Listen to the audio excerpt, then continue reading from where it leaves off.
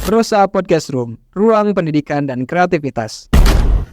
Halo Sobat Brosa, kembali lagi di Brosa TV, your education channel dengan program Brosa Podcast Room, ruang pendidikan dan kreativitas. Balik lagi sama aku Arsy, dan tentunya tetap nggak sendirian ya, karena sekarang ada tamu spesial, Ibu Dr. Hajah Raden Eti Mulyati MPD. Ibu, selamat datang Ibu. Ya. Apa kabar Ibu?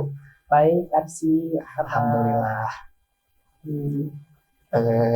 Ini kemarin Ibu baru ke Brosa waktu PKKS, betul? Oh iya, PKKS. Jadi sekarang kedua kalinya mungkin di tahun ini, betul? Iya, betul.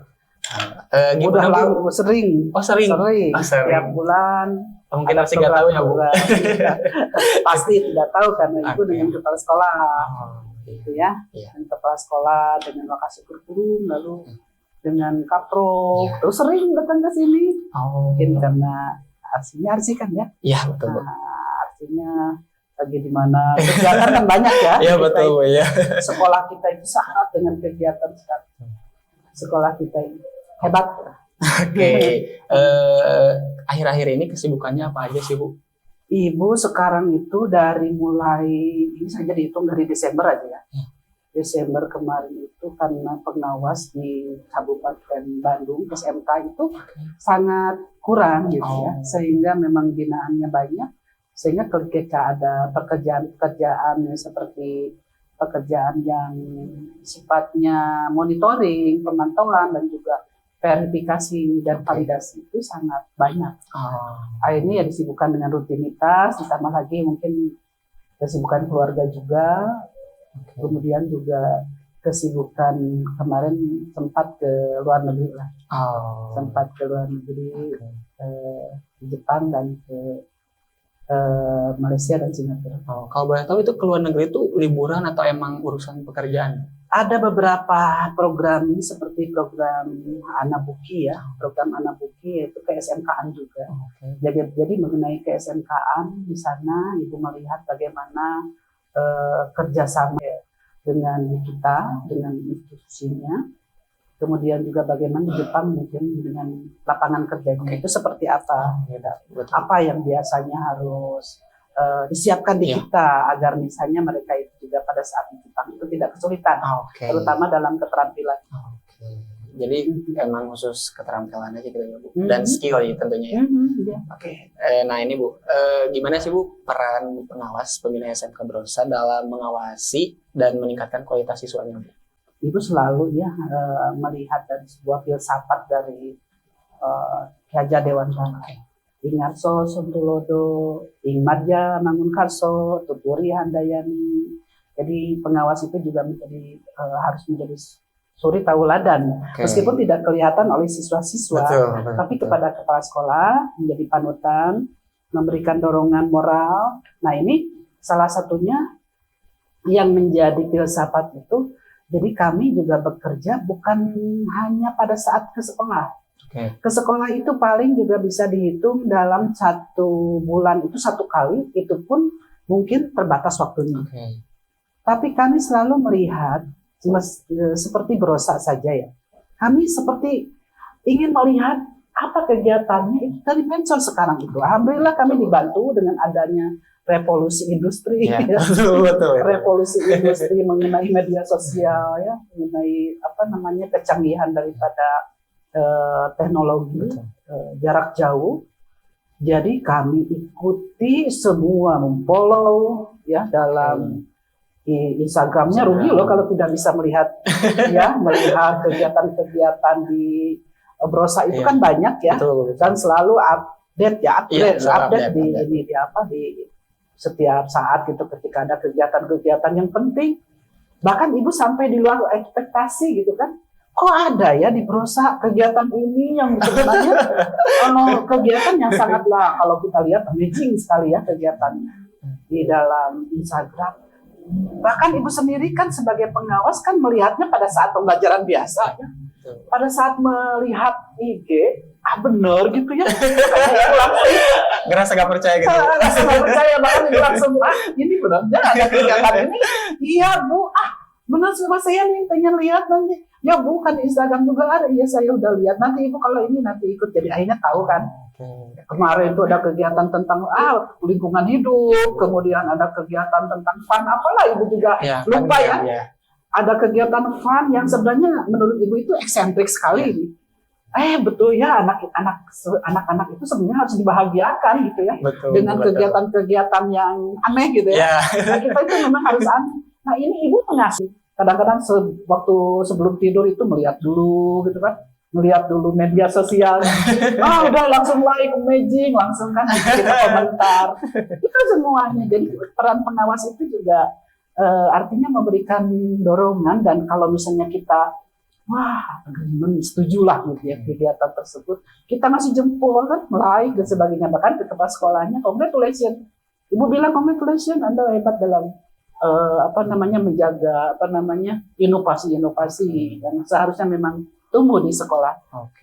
Gitu. Jadi selain emang monitoring, peran pengawas itu ternyata mengencourage atau mendorong gitu ya Bu. Mensupport gitu kan. Iya betul. Mensupport sekolah itu agar kegiatan itu tambah terus. Apa yang kau punya, harus dikeluarkan lah. Nah kalau untuk programnya nih Bu, program seperti apa sih yang bisa mengembangkan kompetensi siswa di sekolah vokasi khususnya Bu? Ya karena kita ini kan sekolah kejuruan, sekolah kejuruan itu tentunya kita harus mengikuti ya program-programnya yang ada. Nah kemudian yang paling sangat prioritas bagi sekolah, terutama ini kenapa disebut prioritas? Karena ini akan menyangkut tentang biaya, kan ya, menyangkut tentang SDM-nya, menyangkut tentang teknologi. Nah ini kita memperhatikan sekarang SMK itu program-programnya satu misalnya, yang paling urgen gitu ya dilakukan, prioritas itu yang pertama adalah bagaimana meningkatkan learning and grow-nya, sumber daya manusianya, yaitu guru-gurunya harus dilatih loh. Ini guru-guru untuk dilatih itu banyak sekolah yang merasa, gimana ini untuk melatih guru. Ya, karena itu memang biayanya sangat besar sekali. Jadi kalau misalnya berasa ini hebat sekali kata ibu, ini ada guru-guru yang produktif yang sertifikatnya udah banyak gitu kan. Nah ini di Brosa itu kan excellent ya. Saya lihat di Brosa ini cukup spesifik sekali. Jawa Barat itu cuma mungkin di sini saja. Ibu dengar tentang tentang kekhususan di Brosa itu sangat spesifik dan sangat excellent. Kalau misalnya sumber daya manusianya itu dilatih, kan memang jarang sekali pelatihannya loh. Betul. Tapi mereka kan terus ingin mengembangkan, bahkan sampai ke luar negeri ya. Pelatihan yang diikuti ibu juga sampai di luar ekspektasi. Latihan sampai selesai bisa di luar negeri seperti itu. Nah ini Brosa nih yang pokoknya ibu itu udah ada dalam hati kalau udah ingat Brosa. Wah, dia itu kan orang itu zaman sekarang ini eksentrik ya. Betul. Aneh gitu kan. Iya. Ibu yang biasanya itu sesuatu yang bikin jenuh ya kalau ini ke sekolah. Ini lagi. Tapi ketika ke Brosa, eksentrik. Kemudian guru-gurunya kan dikembangkan. Ya itu yang pertama. Yang kedua dalam pengembangan upgrade teknologi. Bahkan ibu naik tangga dulu ya, waktu pertama kali naik tangga ke sini ini belum bagus sekarang. Kata ibu, ini SMK mahal banget ya. Pas dilihat alat-alatnya, ibu kan nggak tahu ya alat yang seperti apa sebenarnya yang canggih. Tinggal nanya aja, ini spek tahun berapa nih? Sama Pak Ketua Yayasannya. Katanya nggak sayang Bu keluar uang. Nggak sayang keluar uang untuk kejuruan ini, karena apa? Alat-alat canggih adanya. Kalau dilihat didengar ya kan kita mendengar ya. Kalau didengarkan ya, wah luar biasa. Gedungnya bagus, studionya bagus, estetik, bersih. Udah ibu tuh udah nggak bisa ngomong lagi. Jadi pas melihat alat-alat di sini tadi juga kan ada verifikasi alat ya. Pasti kok nggak ngerti nih, padahal saya udah tahu ini baru aja dibeli kemarin beberapa saat. Ada alat-alat yang sebenarnya itu mahal, kalau hitung-hitungan uang bosmu ini bahaya nih Ketua Yayasan membeli peralatan di di studio kita. Alhamdulillah. Nah ini juga upgrade teknologi. Ya itu juga sudah program. Jadi melaksanakan programnya itu ibu udah sangat standarnya standar udah plus udah bukan standar lagi. Nah ini kemudian program-program yang lain seperti misalnya sekarang udah upgrade teknologi, kemudian juga dudikanya, dunia usaha, dunia industrinya kerjasama.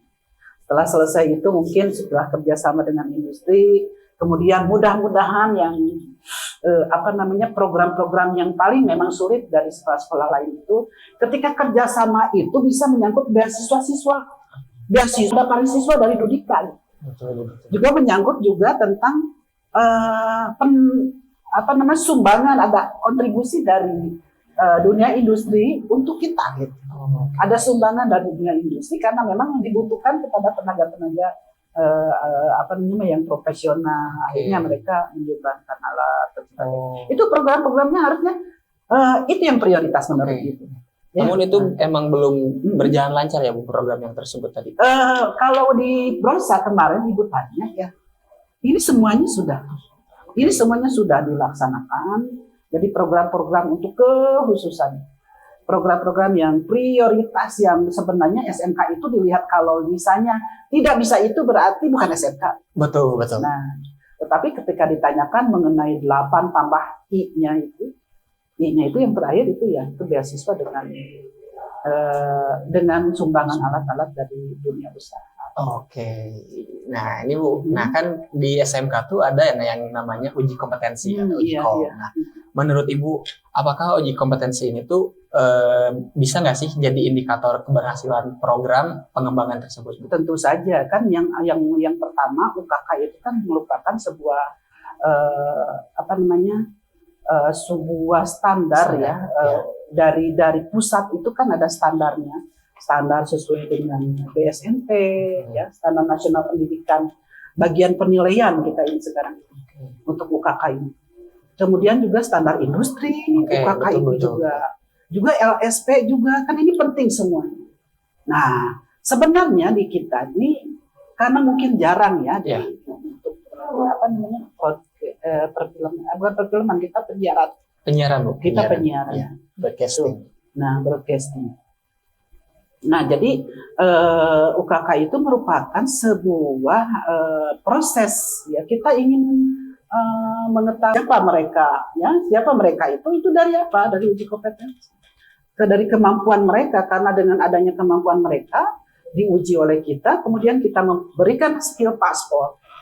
Skill paspor itu artinya sertifikat kemampuan mereka kan, itu menjadikan sebuah portofolio mereka kan dalam hidup kan. Betul. Modal kita karena orang-orang yang UKK itu nantinya akan berperang dengan hidup, akan berperang dengan masyarakat kan. Artinya berperangnya itu berperang aku ini siapa nih? UAM. UAM-nya itu tentunya harus percaya diri dong. Percaya diri itu dengan apa? Dengan dia sudah melalui sebuah salah satunya uji kompetensi kan. Karena apa? Uji kompetensi itu kan lengkap, skill ya, skill, knowledge, attitude mereka itu betul-betul sudah nyampe sesuai dengan standar. Jadi emang standarisasi dari pusat. Dari pusat yang emang harus kita laksanakan ya Bu. Harus laksanakan, yang harus kita penuhi setiap tahunnya. Nah, ini gimana sih Bu pengaruh uji kompetensi ini terhadap peningkatan lulusan dari SMK Brosa khususnya, terutama untuk bersaing di dunia kerja Bu? Sebenarnya yang sekarang itu kita sudah berkembang ya di dunia, meskipun bukan hanya di Indonesia saja, di luar negeri apalagi, mengenai sertifikat itu tidak mudah didapatkan. Betul. Tidak mudah didapatkan sampai ada pelatihan salah satu contoh pelatihan aplikasi saja misalnya, dia hanya sampai dia ingin masuk dalam dunia itu juga harus mempersiapkan diri, ini juga ada sertifikat. Betul. Kemudian pada saat dia berproses ada sertifikatnya. Kemudian apalagi sudah sampai kepada melakukan ujian kompetensinya. sampai ada yang per bulan-bulan. Nah itu dengan adanya sertifikat itu sudah pasti mereka itu mampu. Kenapa? Karena memang dilatih ya betul-betul. Ada yang pelatihan jarak jauh juga. Salah satu contoh ada pelatihan melalui Zoom dan sebagainya ya. Ada yang sinkronus, ada yang asinkronus gitu kan. Tapi itu ke ibu rasa itu betul-betul bisa dia paham sekali. Soalnya ibu bisa membedakan mana yang misalnya tidak dilatih dan mana yang Dilatih. Guru-guru juga beda. Kalau misalnya mereka sudah melakukan pelatihan kompetensi, itu benar-benar meskipun mereka itu melalui Zoom, itu sekarang itu betul-betul kata ibu, pantas kau hebat, pantas you are excellent and proud. Kenapa? Karena mereka itu sudah mengikuti Nah, kira-kira nih Bu, inovasi seperti apa sih yang bisa dilakukan dalam pelaksanaan uji kompetensi khususnya di SMK Brosa itu sendiri yang bisa jadi contoh buat sekolah vokasi lainnya, Bu? Inovasi kepada higher thinking skill, ya higher thinking skill gitu kan, yang akan mencetak mereka itu menjadi seorang yang berpikirnya itu sudah kepada meta dimension. Berpikirnya itu bukan hanya mengingat aja, kemudian juga menalar saja, ya. Tapi model gini ya, kalau misalnya kita di broadcast aja ya, misalnya menalar ya. Betul. Beda. Kalau dia sudah higher other thinking skill itu, mereka itu setelah selesainya itu, sebenarnya dia itu sekarang sedang sampai kepada penciptaan. Gitu. Mereka bisa menciptakan, nah itu inovasi. Jadi ketika pembelajaran itu menyenangkan, ya kalau ibu kira seperti tadi ada fun game gitu ya, terus the fun game, wah itu betul-betul good idea, good job lah ibu bilang. karena setelah selesai ini anak-anaknya itu nggak gaul ya, anaknya gaul tapi gaulnya itu ibu senang sama anak yang pinter ya, tapi pinter nanti tetap pinter cicing gitu. Iya betul. Tapi dia pinternya pinter apa ya? Aktif lah. Iya aktif, kemudian juga apalagi kan kalau yang dikatakan broadcasting itu kan yang public relation-nya tinggi loh. Betul. Siswa yang orang itu kan ibu selalu berpendapat bahwa ilmu itu dimulai daripada filsafat dan diakhiri dengan seni, gitu kan? Betul. Nah kalau orang yang sudah mencapai tingkat seni, orang yang sudah tahu seni, dia sudah paham tentang bagaimana sebuah seni dipublikasikan, itu sebenarnya dia itu sudah menjalani berbagai macam ingatan, pemahaman, aplikasi, evaluasi, analisis, penciptaan, seperti itu. Jadi emang all in lah Bu ya semuanya. All in one gitu ya Bu. Include semuanya. Jadi artinya ketika mereka ada di masyarakat gitu kan, karena dia dibelajarkan tentang inovasi-inovasi yang biasa dia menemukan sebuah permasalahan di sekolah, itu akan beda. Makanya jangan misalnya kita tuh kalau menghadapi anak yang baong gitu ya, wah bingung, dan kema budak teh itu baong teh bahkan lebih keren pokoknya. Karena dia akan gaul, karena dia banyak masalah dulunya itu, karena dia banyak bully, karena dia banyak dibantai. Akhirnya heran ketika terjun ke masyarakat itu dia bosan gaul. Akhirnya dia jadi anak yang betul-betul bisa menciptakan sesuatu. Dia menjadi pandainya itu bukan hanya pandai secara kognitif, tapi dia akan secara emosional terkumpul. Nah, ini yang dikatakan dia pandai secara meta dimension. Pandai secara menciptakan sesuatu. Karena apa? Karena inovasinya selalu di sekolah. Begitu. Idenya nggak ada habisnya lah ya istilahnya. Ya, idenya iya asal mau nggak hilangnya. Dulunya itu anak-anak bawang belum akalnya gitu. Ya anaknya ketika dia terjun di masyarakat, dia misalnya ini ada saja akalnya dia itu untuk apa? Untuk berperan dengan hidup. Karena dengan hidup itu kepandaiannya itu bukan cuma satu, bukan cuma kognitif, tapi dia juga harus pandai berbagai hal gitu kan. Dia harus merasakan bagaimana dia itu harus menghadapi si A, si B, menghadapi yang begini begitu. Oke. Ya. Oke Bu, kita lanjut ke pertanyaan berikutnya. Ya.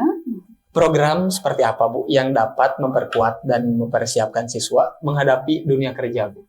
Ya, kalau program dunia kerja ini ada hubungannya dengan yang tadi kan.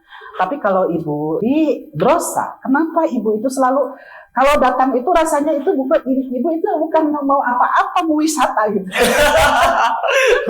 Kalau datang ke ruangan ya, datang ke ruangan itu udah ngeliat aja ruangan ini bagus kan. Ya. Tapi setelah ini nanti ibu duduk manis di depan kepala sekolah. Tapi ya sama kepala sekolah ini dulu Bu, minum dulu apa-apa. Tapi ibu banyak berenang apa? Kenapa nyaman di sininya? Kenapa? Programnya loh Pak. Ada 5R di situ. Oke. Jadi kalau berusaha itu udah ngerti meskipun sebenarnya mungkin bahasanya lain ya. Iya. Dari mulai coba ya 5R itu kan program yang betul-betul sekarang memang sedang digalakkan ya, untuk SMK. Itu budaya kerja loh. Dari Jepang. Kemudian oleh kita boomingkan lah untuk bisa sekolah itu membudaya itu 5R. Mulai daripada rapih. Ya.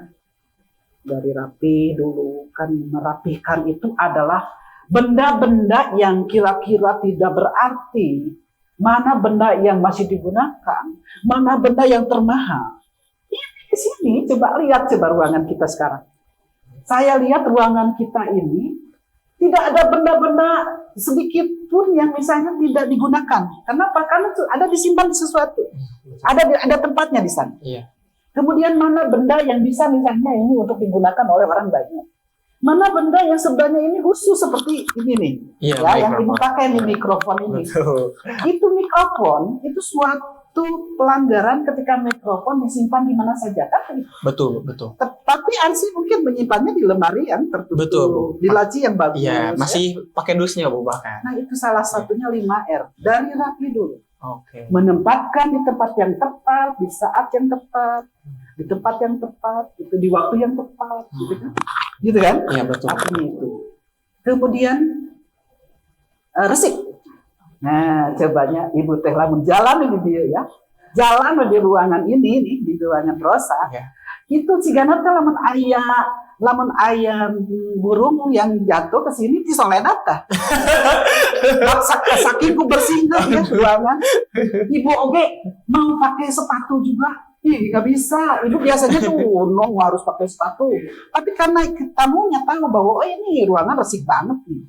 Ini higienis banget nih ruangan. Jadi kalau misalnya ibu masuk, udah lebih dulu ibu buka sepatu karena nggak berani nih masuk sini. Aduh, dilihat lagi ulah pakai sepatu, ini bersih nggak kakinya nih. Gitu kan, itu salah satu itu resik. Ini kenapa? Itu budaya. Siswa-siswa kita ini nggak enak ini kalau misalnya ada tisu masuk di ada misalnya ada di karpet aja, udah nggak suka. Gitu, anaknya sudah membudaya pasti dibuang pada mereka sendiri. Nah, ini budaya yang seperti ini yang sulit, resik. Oke. Kemudian rawat. Ketika misalnya ada misalnya menyimpan, ini kan ketika sudah dipakai ya, seperti alat-alat kamera, kemudian juga komputer dan sebagainya. Tentunya kan kalau merawat kita ada yang misalnya batunya ada habis, pasang katanya kan. Oh ini mestinya disimpan di dus ini gitu kan, agar tidak tertukar, maka kameranya disimpan. Nah itu merawat itu juga perlu kan dikatakan rawat itu betul-betul. Ibu lupa tadi, sebenarnya sebelum rapi itu ringkas. Oh ringkas dulu. Sorry. Ya sekolah. Awalnya meringkas. Ringkas dulu. Meringkas itu artinya menempatkan barang-barang, buang barang-barang yang kira-kiranya sampah, buang aja lah ke pemulung, ya kan? Buang aja ke pemulung, jangan misalnya kita jadi pemulung.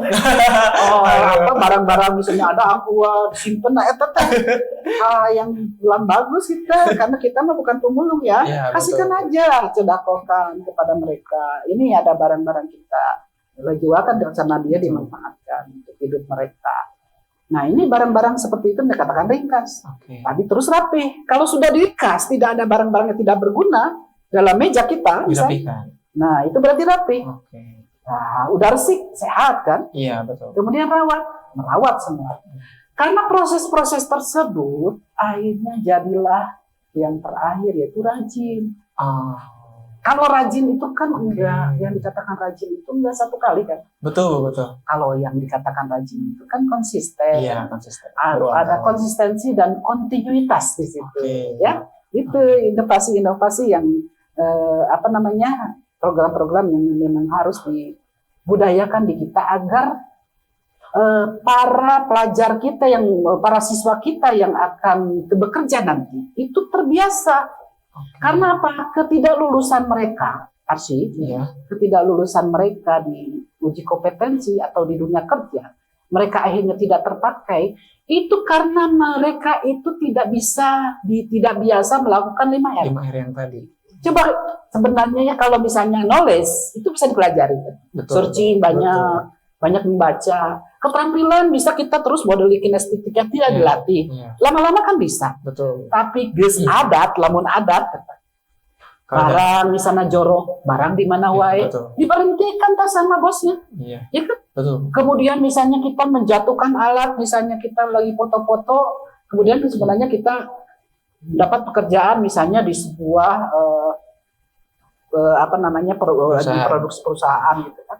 Terus belum apa-apa kita sudah karena tidak terbiasa, kamera misalnya di mana saja disimpan karena tidak terbiasa kita bekerja, akhirnya kan diberhenti. Nah itu rata-rata yang menjadikan mereka itu tidak terpakai di perusahaan itu karena apa? Karena mereka itu tidak terbiasa berbudaya kerja, disiplin atau memelihara 5R tersebut. Itu kan? Betul. Jadi sebenarnya ini tuh program yang sangat sederhana ya, Bu. Sederhana. Namun kadang mungkin bagi beberapa orang itu sulit mungkin ya, Bu, untuk dilakukan. Itu yang sulit karena apa? Karena perlu juga sebuah komitmen. Artinya ya sebelum apa-apa kita sebenarnya di Brosa ini perlu MOU ya dengan siswa itu. Kamu ini disodorkan tentang program-program kita. Jangan sampai begini, jangan sampai begitu. Nah setelah itu tentu pengawasan dari gurunya kan, diawasi mereka itu setiap hari, ulang di sana, rajin gurunya gitu kan, ngasih ini harus diperhatikan setiap saat. Dinyali ayah misalnya sampah, buang, gitu kan. Mula-mulanya memang ini kita merasa tertekan kan siswa-siswa kita, tapi lama-lama terbiasa dengan karena memang ada sebuah sensitivitas. Kalau misalnya ada biasanya misalnya gini ya. Misalnya di sini seperti ini kan, bersih seperti ini di ruangan kita di Brosa.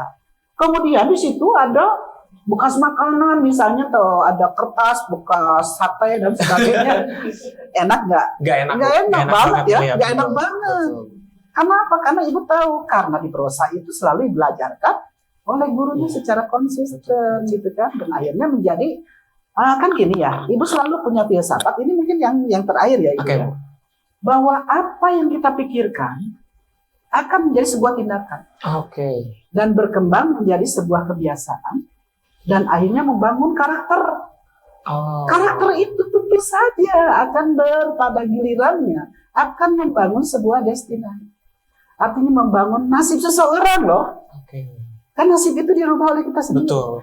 Jadi mindset kita yang mula-mulanya oleh guru dikasih gitu ya, di briefing terus itu kan, dikasih di drill. Mindset kita berubah. Akhirnya ketindakan kita, ini salah, ini benar. Maka yang benar terus dilakukan, akhirnya menjadi sebuah tindakan yang berkembang menjadi sebuah habit. Jadi mungkin sekian Bu yang bisa saya tanyakan ke Ibu. Makasih sudah datang Ibu. Semoga kalian sukses. Amin. Ya, dari semua anak-anak Brosa itu pokoknya diberikan yang terbaik Allah. Amin. Perjuangannya tidak sia-sia. Suatu kehormatan bisa ngobrol sama Ibu. Terima kasih juga di panggilan Ibu di sini. Suatu kehormatan dari Sekolah SMK Brosa. Selamat berkarya ya. Siap Bu. Terima kasih Sobat Brosa yang sudah menyaksikan. Jangan lupa like, subscribe, komen, dan share. Jangan lupa terus tonton YouTube kita di Brosa dan juga program Brosa Podcast Room, Ruang Pendidikan dan Kreativitas. Bye-bye. Brosa Podcast Room, Ruang Pendidikan dan Kreativitas.